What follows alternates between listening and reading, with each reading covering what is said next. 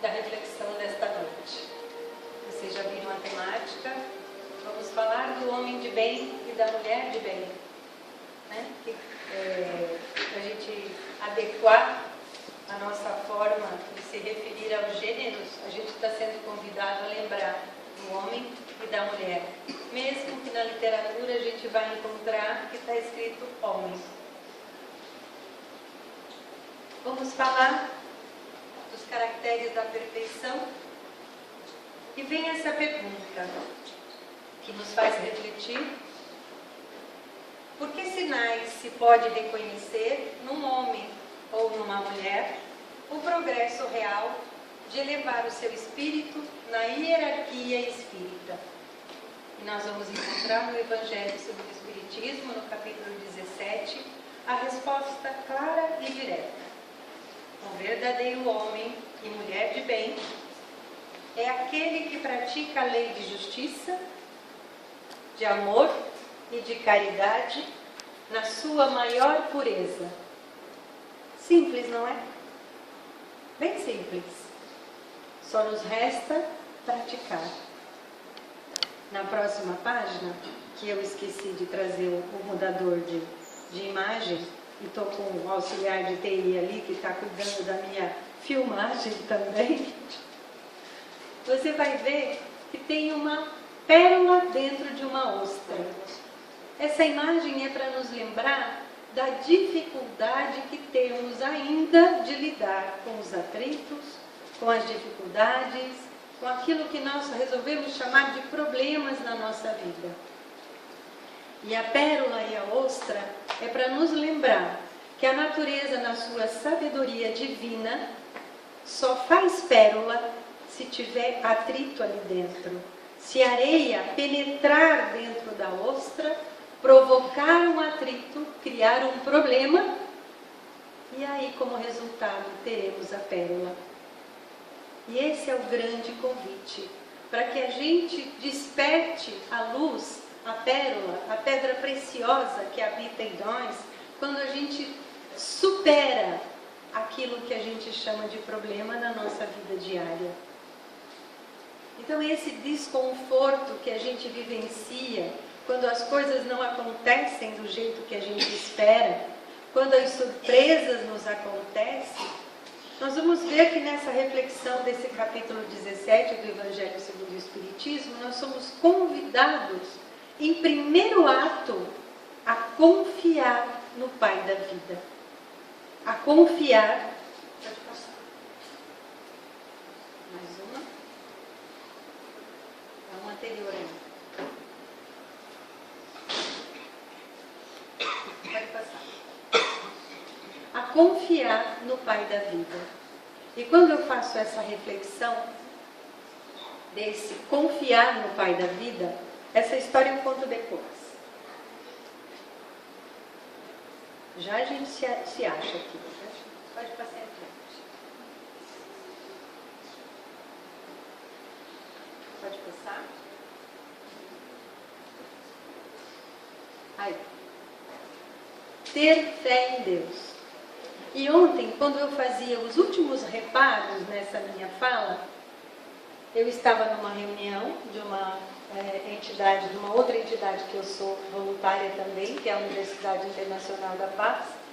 Toco o telefone e é o meu irmão, todo apavorado que o meu pai tinha acabado de sofrer um acidente de trânsito.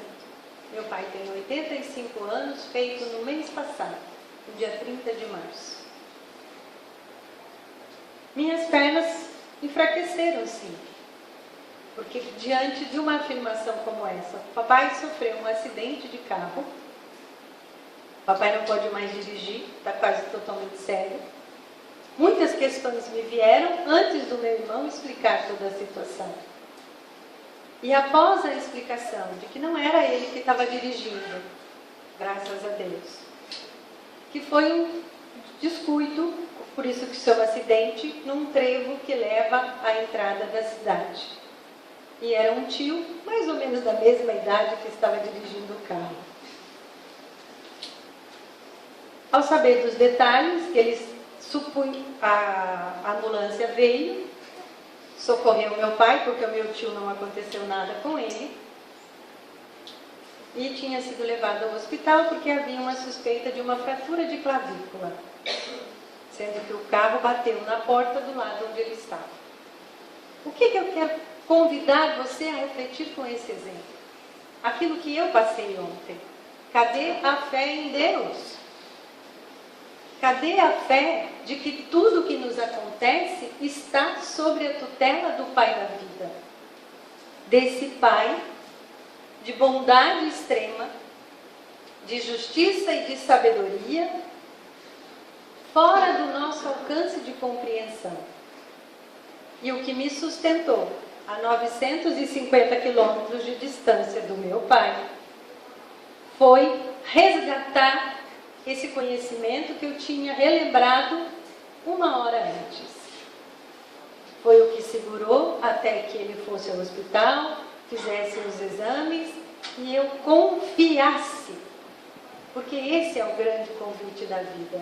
Que a gente confie. Seja lá o que estiver acontecendo conosco, há um Pai maior nos acompanhando, exercitando o seu amor e a sua bondade e a sua justiça para conosco.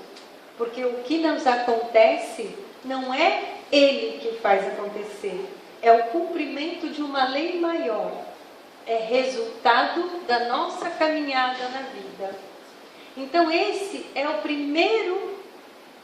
primeira regra para que a gente comece a burilar em nós o homem e a mulher de bem. Confiar no Pai.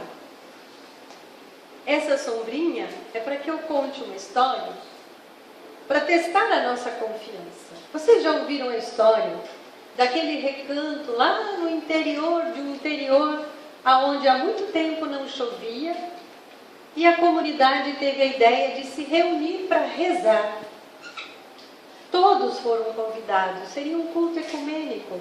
Várias entidades religiosas iriam coordenar esse grande encontro para rezar ao Pai, para que mandasse chuva para aquela região que estava ressecada e necessitada. Eis que todos vão chegando, chega a hora da realização do culto e uma das pessoas que vai coordenar o culto observa que naquela multidão com mais de 1000 pessoas, só uma pessoa lembrou de levar a sombrinha. Só uma. E todos estavam lá para rezar para chover. Onde está a nossa fé? Quando a gente vai pedir e conversar com Deus. A sombrinha é para a gente lembrar dessa história. É essa fé que nos encaminha para o bem de nós mesmos, para o nosso processo evolutivo. Pode passar. Júlio. O segundo é ter fé no futuro.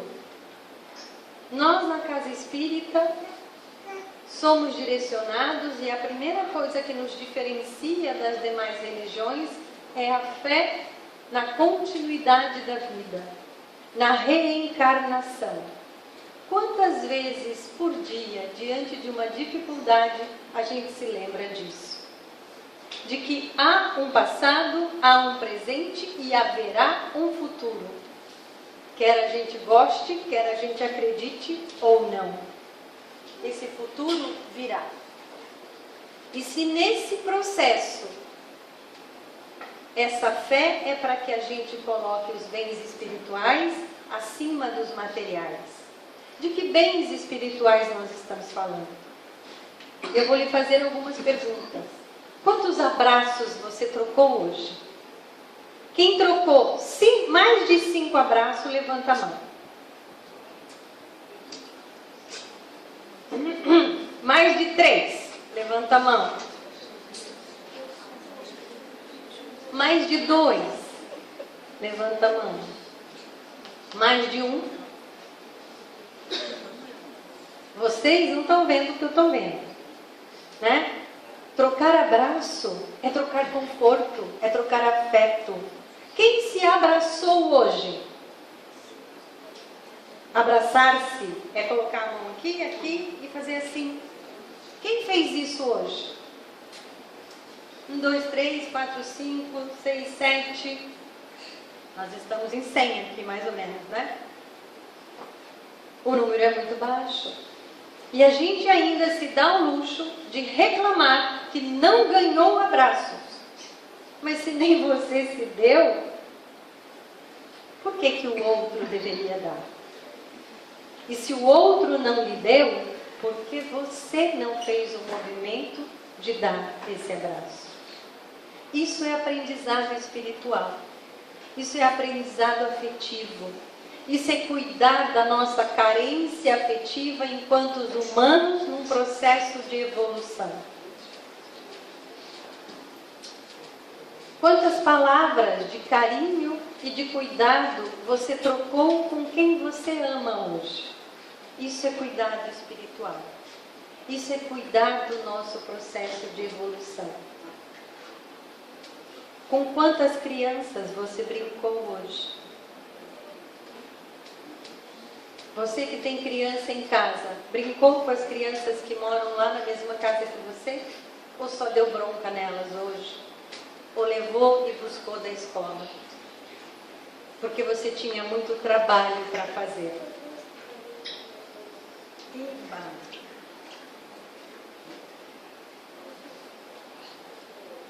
O terceiro item que o Evangelho nos traz é: sabe que todas as dores, vicissitudes e decepções são provas ou expiações. Estamos num processo de caminhada para um mundo de regeneração. Mas para chegar lá, ainda estamos num mundo de provas e expiações.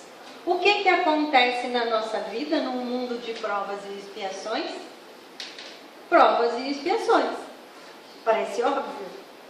E a gente ainda não aprendeu a lidar com isso. A gente ainda entra em reclamações.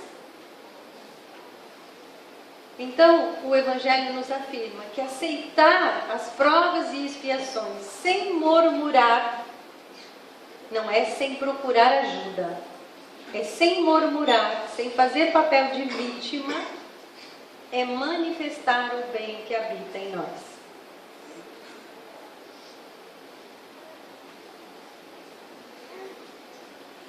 Fazer o bem pelo bem.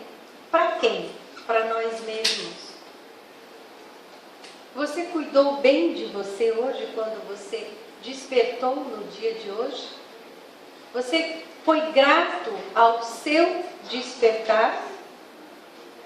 Mesmo com um dia cheio de atribulações pela frente? Retribuir o mal com o bem. Estamos a caminho, não é? Defender o fraco contra o forte. O fraco aqui podem ser pessoas, situações. Você se posicionou de uma forma justa para defender algo ou alguém no dia de hoje? O homem de bem é aquele que sacrifica seus interesses pela justiça. E de que qual justiça estamos falando? Estamos falando da justiça da terra e da justiça da vida, da justiça divina. Você teve um dia que pode ser considerado legal diante das leis da terra no dia de hoje? E ele foi legal diante da legalidade da grande vida? São questões. A gente às vezes pensa que esse mundo não tem jeito se a gente ficar só assistindo o jornal, não é verdade? Agora, se a gente procurar lá no celular, em todos esses meios de comunicação que estão à nossa disposição e na nossa mão, que a gente já às vezes não consegue ficar sem olhar para eles por uma hora, não é verdade? A gente vai encontrar muita coisa boa. Essa informação que eu trago, que foi registrado pela Secretaria de Defesa Social de Recife, que registrou em 2 meses, nessas câmeras de rua, eles se deram ao trabalho de catalogar ações do bem. Em 2 meses, 60 dias, 600 ações do bem, que foi assim que eles chamaram. Imagens de gentileza, solidariedade e honestidade. Pessoas que encontraram coisas e procuraram seus donos para devolver. Pessoas que ajudaram pessoas com dificuldades na rua. Essa imagem dessa pessoa dando o seu próprio chinelo para aquele outro necessitado, isso rodou o Facebook por muito tempo, falando de boas ações. Porque colaborar com o outro não é dar o que está sobrando. A gente já passou essa fase.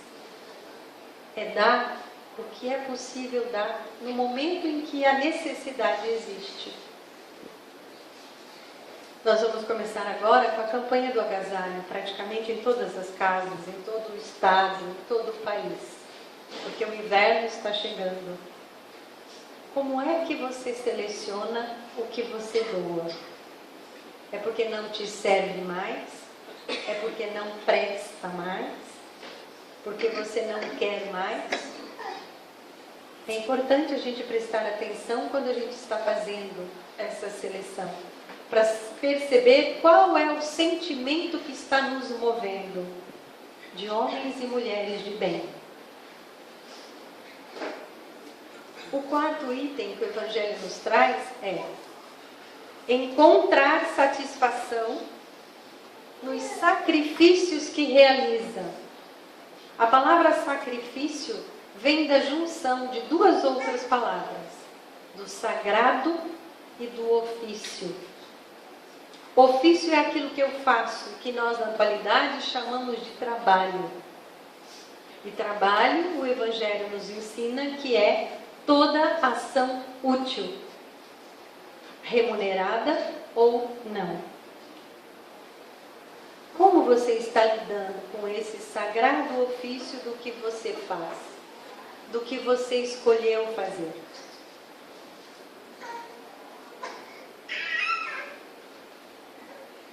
Os felizes que a gente faz por aí, através do nosso trabalho. Porque todo o trabalho, ele é uma grande teia. Ele é o que você, a etapa que você realiza é uma etapa que vai chegar a alguém. Uma vez eu li que para a gente ter uma xícara de café e um pão francês no café da manhã, foram precisos 2.500 pessoas se mobilizarem para que aquilo acontecesse. Desde a seleção da semente até alguém que te entregou o café ou o pão para que você fizesse em casa ou simplesmente saboreasse em algum lugar. Olha como nós estamos conectados com muitas e muitas pessoas. Imagina o restante das coisas que a gente tem em casa, quantas pessoas mais estão envolvidas nessa grande teia para que a gente tenha o conforto ou aquilo que a gente resolveu levar para casa. Quantas vezes você ajudou alguém que você ama ou alguém que você nem conhece a chorar? Essa história é do menino que, ao olhar para o quintal do vizinho, vê o vizinho sentado no banco do quintal, entristecido, e ele pula o muro e vai lá fazer companhia para o vizinho. E lá ele fica, até que a sua mãe o chama para a hora do almoço. E quando ele retorna, a mãe pergunta: o que você estava fazendo? Eu estava ajudando o senhor a chorar. Você já ajudou alguém a chorar? Porque normalmente o que a gente faz? Para de chorar. Levanta daí e vamos. Chorar é fundamental. O choro lava a nossa alma. O choro nos limpa por dentro e por fora. O choro nos alivia. Então, ajudar alguém a chorar é ajudar alguém a encontrar o bem que há nele e em nós. E continua no item 4. Pensar nos outros. Não vou me aprofundar porque essa frase por si só já nos convida.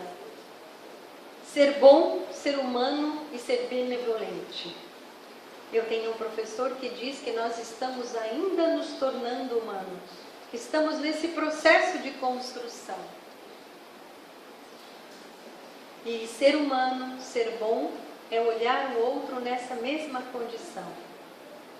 Sem crença, sem raças, sem opiniões contrárias, porque é o contrário que nos faz crescer. E começa a nos convidar, esse capítulo, para a questão da caridade. Que a caridade sendo o nosso guia em qualquer circunstância. Isso nos diz que podemos ser caridosos a todo momento. Você teve a caridade de cumprimentar quem sentou ou do lado de quem você sentou quando aqui chegou hoje? Você disse boa tarde, boa noite? Para quem já estava ali? Isso é caridade, isso é prática de amor, isso é prática espiritual.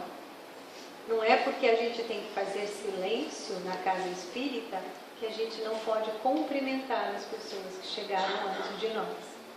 E mesmo aquelas que chegam depois de nós. Aproveitar as lições, primeiro para si, depois para os demais. Esse exemplo que eu trago é de um casal conhecido lá de Balneário. Em 2008, quando a gente teve aquela grande enchente no bairro dos Municípios, esse casal tinha reservado um grande restaurante da Avenida Atlântica para comemorar as suas bodas de ouro. E diante do acontecido, eles cancelaram a festa, avisaram todos os convidados. E a comida foi toda embalada em marmita e entregue para aquelas pessoas que perderam tudo, ou quase tudo, daquela noite que a água subiu de uma forma assustadora para todos nós. Eu penso em mim e penso no outro. O quinto alerta que nos traz o capítulo é: diante do desejo de vingança, das mágoas, do ódio, já conseguimos perdoar. Porque não adianta dizer que a gente não sente ódio, a gente sente. Que a gente se magoa e muito ainda. A gente retém a má água dentro de nós. Por isso que a gente ainda está tendo algumas doenças que são resultados dessas má água, dessas águas ruins que guardamos dentro de nós. A gente se lamenta, a gente se coloca ainda no papel de vítima, mas já aprendemos que seremos perdoados na medida em que perdoamos. Não é isso que a gente diz quando recita o Pai Nosso? Perdoamos, somos perdoados na medida em que exercitamos esse perdão.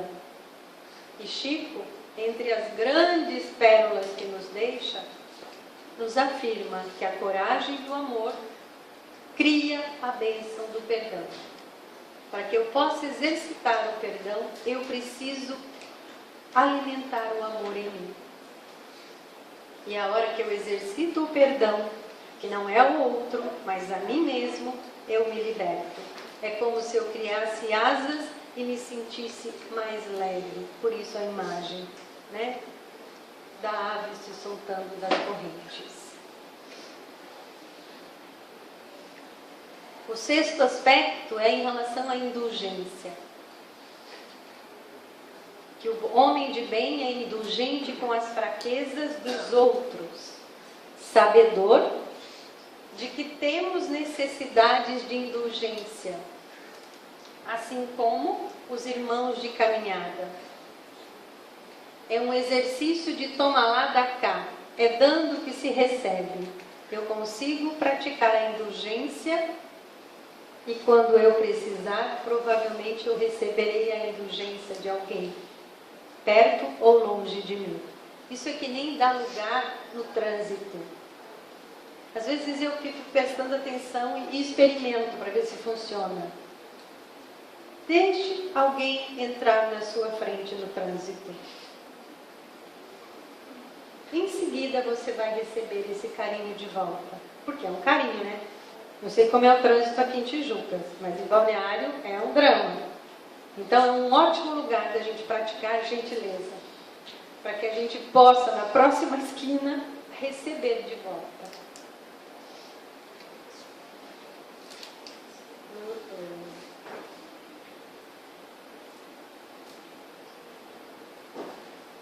Mário Sérgio Cortella, um antropólogo, filósofo, educador, traz essa reflexão que eu gostei muito. Ele afirma que Jesus jamais dividiu peixes e pães. E diz que se ele tivesse feito isso, não teria alimentado tantos. Ele nos convoca a pensar que ele repartiu, que ele partilhou pães e peixes. Porque o que a gente divide acaba. O que a gente reparte e partilha se multiplica. Todo o amor que a gente reparte volta para nós e continua numa sequência que a gente não sabe até onde vai, ad eterno.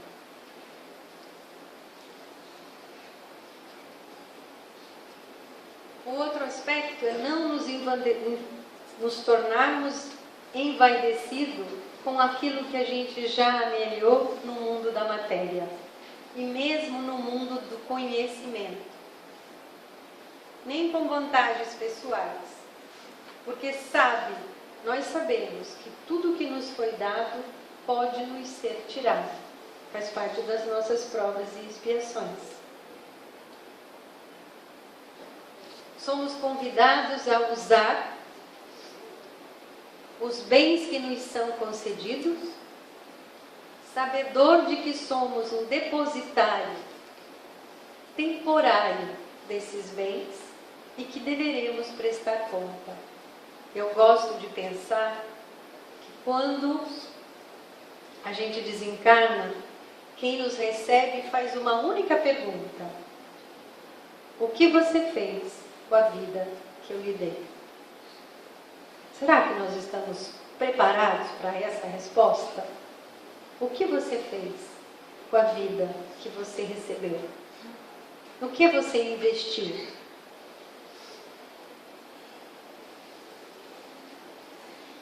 E chegamos ao mandamento maior: faça ao outro aquilo que gostaria que fizessem para você. Esse é um mandamento que, se nós praticássemos com mais frequência, todos os outros estariam já resolvidos. Madre Teresa, com a sua infinita sabedoria, nos deixou legados maravilhosos da sua prática caridosa e das suas falas que as pessoas registravam, aonde ela vem nos afirmar que mãos que servem são mais santas que lábios que rezam. Isso é forte, né, gente? Isso faz com que a gente se sinta com vontade de se mexer de verdade. Mãos que servem são mais santas que mãos que rezam. Vamos encontrar na análise diária proposta por Santo Agostinho uma reflexão para que a gente possa dar uma olhada em como é que nós estamos nos virando nesse processo de homens e mulheres do bem. Ele nos fala: fazei o que eu fazia de minha vida sobre a terra. 2 pontos. Ao fim da jornada, ao fim de cada dia, eu interrogava a minha consciência. Passava em revista o que fizera e me perguntava se não faltara algum dever. Se ninguém tinha nada, a lamentar de mim. Essa é a sugestão dele, para que a gente, ao encerrar o dia, olhe para esse dia e faça essas perguntas. Para isso, para examinar a própria consciência, nós precisamos nos conhecer. Nós precisamos deixar o celular do lado, desligar a TV, se recolher por alguns instantes para fazer essa reflexão. E para ouvir as respostas que nós mesmos vamos dar para nós. E concluir se no dia de hoje nós fizemos todo o bem que podíamos ter feito e sermos caridosos conosco. Se a gente olhar e ver que tem coisas que poderiam ter sido melhores, mas sabedores que amanhã virá, podemos nos propor: amanhã melhorarei esse aspecto, amanhã darei mais abraços.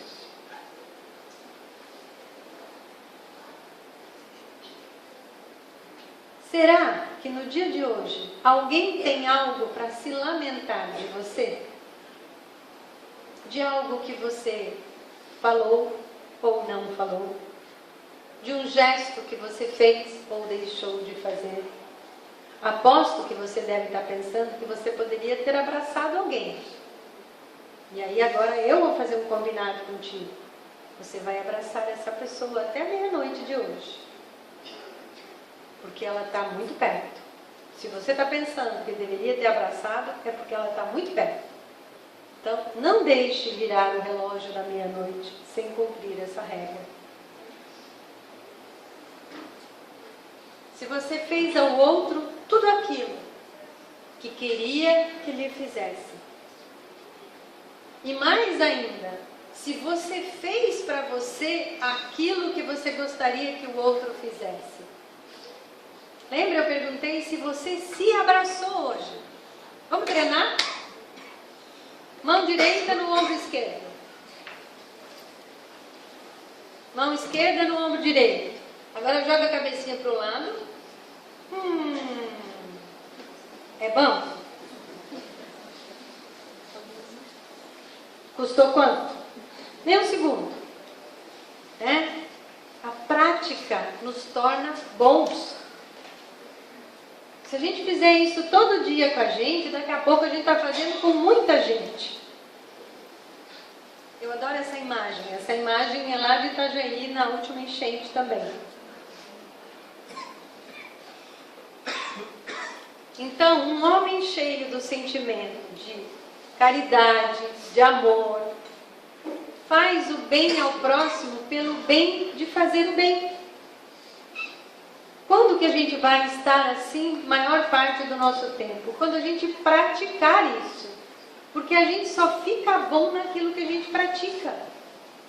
Como que uma coisa se torna fácil na nossa vida? Quando a gente faz 1, 2, 10, 12, 500 vezes, a gente fica bom naquilo. Então é só praticando para ficar bom. E tudo aquilo que a gente doa, sobra um pouquinho para nós. Por isso eu coloquei essa frase, que eu também acho ela linda. Um pouco de perfume sempre fica na mão de quem doa rosas. Ou margaridas, ou violetas, né? Tuas mãos estão perfumadas hoje? Elas lembram que perfume? Em resumo, o homem de bem é aquele que estuda suas próprias imperfeições e trabalha incessantemente para transformá-la, para removê-la, para superar essas dificuldades. Todos estamos num planeta ainda de provas e expiações. E todos os esforços que a gente emprega para poder dizer em cada manhã que amanhã nós vamos melhorar, que amanhã eu vou abraçar mais, que amanhã eu terei mais palavras de carinho para dizer com as pessoas com quem eu convivo. Porque eu trabalho muito com criança. E a gente ainda está no paradigma de brigar com as crianças, de chamar a atenção das crianças, de dar bronca nas crianças, de colocar as crianças de castigo. A gente ainda faz isso, eu não sei vocês, mas lá em Balneário isso é comum, né? Agora, como que a gente pode mudar isso? Isso é matemática pura. Todos nós somos bons em alguma coisa, desde pequenininho até idosinhos. Se quem convive conosco reforçar em nós aquilo que nós somos bons, isso tende a crescer e sobra menos espaço para aquilo que não é tão bom. Se a gente fica brigando com o que não é bom, aquilo aumenta. Não sei com as crianças de vocês, mas quando a gente começa a pegar muito no pé, só cresce. A criança também cresce, fica maior ainda. Agora, se você elogiar, se você reforçar positivamente aquilo que ela já está melhorando, aquilo vai crescer e vai sobrar pouco espaço dentro dela para ela realizar aquilo que não precisa ser realizado. Isso funciona com criança, funciona com casais, funciona no trabalho, funciona em todas as relações. Para saber, tem que praticar. Essa é uma poesia de André Luiz, escrita por Francisco Cândido Xavier, e que tem o título Se Você Puder. Veja como é lindo. Se você puder hoje ainda, ouvide, esqueça os contratempos e mostre um sorriso. Um sorriso mais amplo para aqueles que compartilham a sua vida. Se você puder, dê mais um toque de felicidade e beleza no seu recanto doméstico. Se você puder, faça uma visita, mesmo que ligeira, a um doente que você deseja reconfortar. Se você puder, escreva, ainda que seja um simples bilhete, transmitindo esperança e tranquilidade a favor de alguém, conhecido ou não. Se você puder, melhore os seus conhecimentos no setor do trabalho que você está trabalhando. Empregue o seu tempo naquilo que você desenvolve para saber mais sobre aquilo que você mesmo escolheu fazer. Se você puder, estenda algo mais de otimismo e de alegria aos que se encontram na sua faixa de convivência. Igual a família e companheiros de trabalho. Se você puder, procure esquecer, mas esquecer mesmo, tudo que lhe faça motivo de tristeza ou aborrecimento. Se você puder, leia uma página edificante. Escute uma música que vai te trazer paz ao coração. Se você puder, dedique alguns minutos do seu dia à meditação e à oração. Se você puder, pratique pelo menos uma boa ação, sem contar para ninguém o que você acabou de fazer.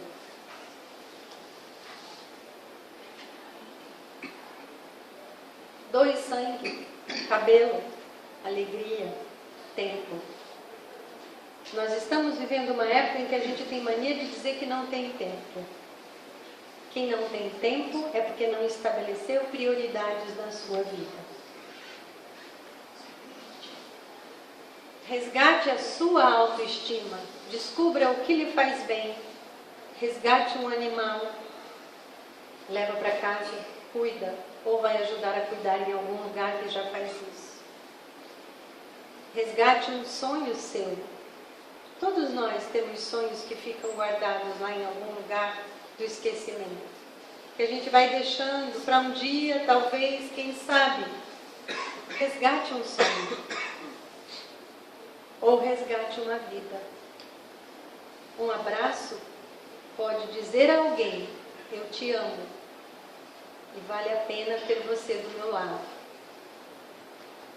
E existem muitas histórias que nos contam que pessoas que receberam um abraço optaram por viver, enquanto estavam pensando em deixar essa vida. Conheça a história de pessoas que conseguiram fazer coisas que você tem vontade de fazer. De pessoas que ajudam os outros a se desenvolver, a crescer, a aprender. E quem sabe você se anima para fazer isso. Vai contar histórias, brincar com crianças carentes, crianças do seu entorno, filhos de dependentes químicos que têm os seus pais hospitalizados ou internados. Frequente um hospital de vez em quando para ver como é estar lá. Escola, na evangelização. Tem evangelização aqui, Ju? Ainda não? Por falta de evangelizador? Não. A sede é nova. A sede é nova, mas vai precisar. Quem sabe você se encanta com a ideia. Organize seu guarda-roupa. Estamos mudando de estação. É uma época boa de organizar o que está fora para organizar o que está dentro. Sua garagem, que deve estar assim, só cabe o carro lá. Sua despensa. É legal a gente mexer em tudo aquilo que está lá guardado, que a gente comprou, e que às vezes a gente descobre que tem coisa que até venceu. O porta-mala do carro, que pode ter virado berçário, escritório. Faz uma faxina lá. Sua bolsa. Gente, como nós mulheres sofremos com essa história de bolsa. Não sei se é só comigo, mas toda vez que eu troco de bolsa, alguma coisa fica na bolsa, velho. Então eu tomei uma decisão. Eu só tenho uma bolsa. Eu uso ela até ela ficar quase que acabada. Aí eu troco tudo. Facilita a minha vida. A caixa de remédio.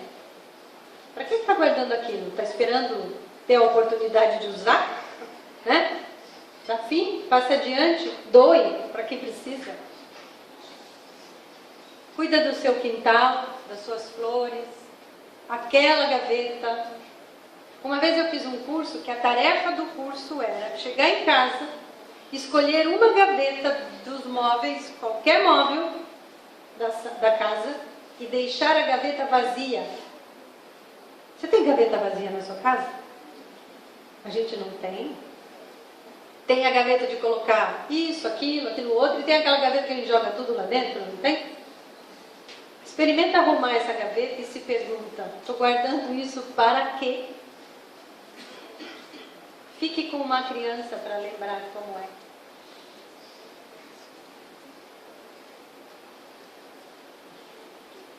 Visite um presídio. Para mim é o lugar mais triste que existe. Um abrigo infantil, o presídio ainda é mais triste. Um asilo. Se engaje em obras que cuidam do planeta. A gente vai reencarnar. A gente aprendeu isso aqui na Casa Espírita. Né? E se a gente não cuidar desse planeta, como é que a gente vai encontrar ele quando a gente voltar? É nosso papel, de obrigação, começar. Faça doce, bolos, geleias e divida ou ofereça a alguém. Tem coisa mais gostosa do que ganhar algo que alguém fez e deu para você? Nem que seja um vidrinho daqueles bem pequenininhos assim. Trouxe para você. Essa frase ela é doce por si só. Trouxe para você.